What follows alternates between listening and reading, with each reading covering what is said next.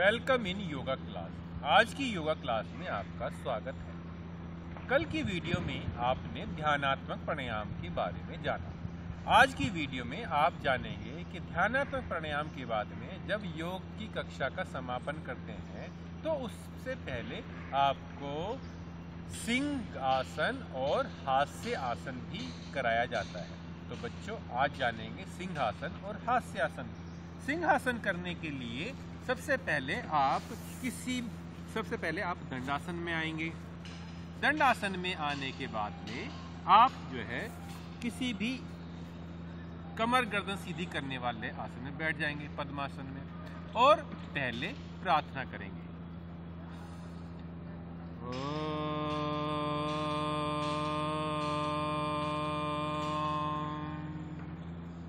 ओम भूर्भुवस्सुः तत्सवितुर्वरेण्यं भर्गो देवस्य धीमहि धियो यो नः प्रचोदयात्।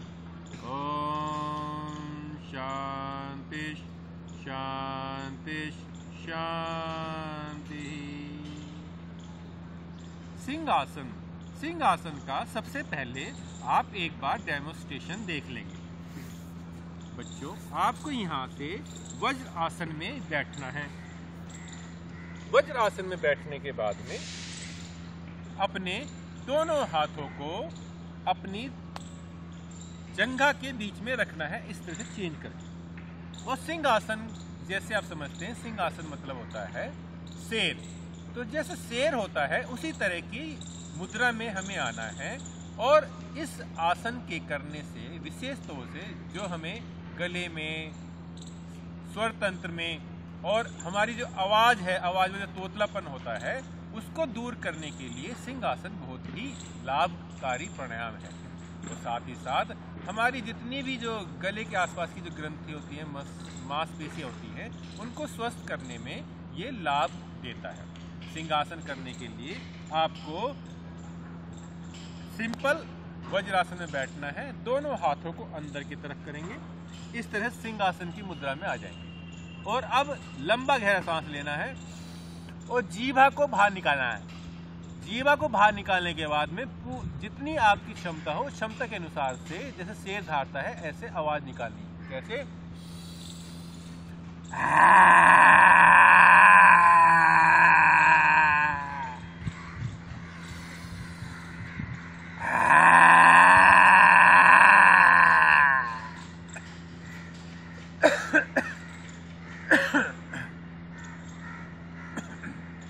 सिंहासन करने के बाद में आपको इस तरह से खांसी या गले में किसी भी तरह का प्रेशर पड़ सकता है, तो उसमें आपको घबराना नहीं है, वो अच्छी बात है।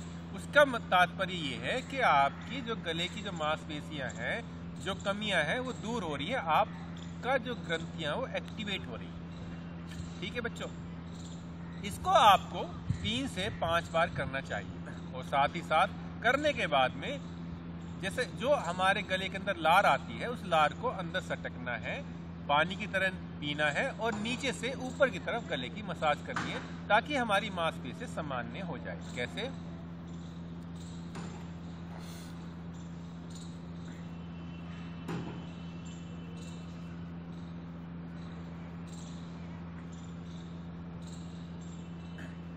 सिंहासन करने की सावधानियां। यदि किसी को गले में किसी तरह का ऑपरेशन हुआ हो या कोई अधिक बीमारी हो गले से संबंधित, तो या सांसों का रोग हो या आपको अस्थमा हो, तो आपको चिकित्सक की परामर्श के बाद ही इसको करना चाहिए। ठीक है बच्चों। सिंहासन के बाद में फिर आता है आपका हास्य आसन।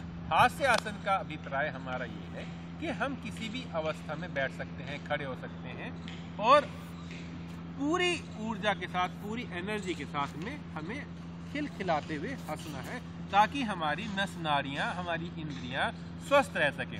हंसने से हमारा ब्लड सर्कुलेशन सामान्य होता है, हम प्रसन्नचित्त भाव में आते हैं और हम जो दुख का जो भाव रहता है इंसान के अंदर, उसमें सुख में बदलता है। तो आपको हंसते हुए पूरी ऊर्जा से खिलखिलाते हुए हंसना। पहले धीरे धीरे हंसेंगे और फिर थोड़ी सी और तेजी से और जब आप पे बिल्कुल रहा ना जाए तो फिर जोर से खिलखिलाते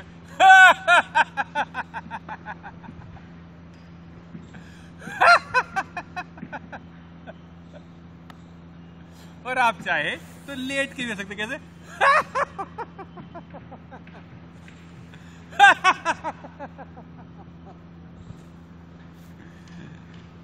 तो बच्चों, ये हुआ आज का सिंहासन और हास्य आसन। आज की कक्षा के लिए इतना ही। धन्यवाद। अगली कक्षा में हम सभी प्राणायामों को आपस में एक दूसरे के साथ में जोड़कर कैसे करना है उसको जानेंगे। इसके बाद में शांति पाठ कक्षा का समापन करेंगे। कमर गर्दन सीधी करेंगे।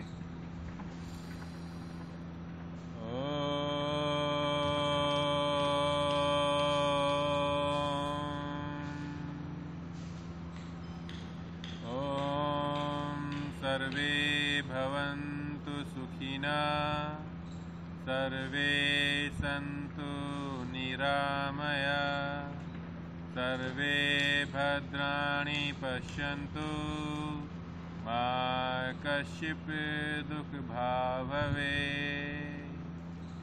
ओम शांति शांति शांति। ओम।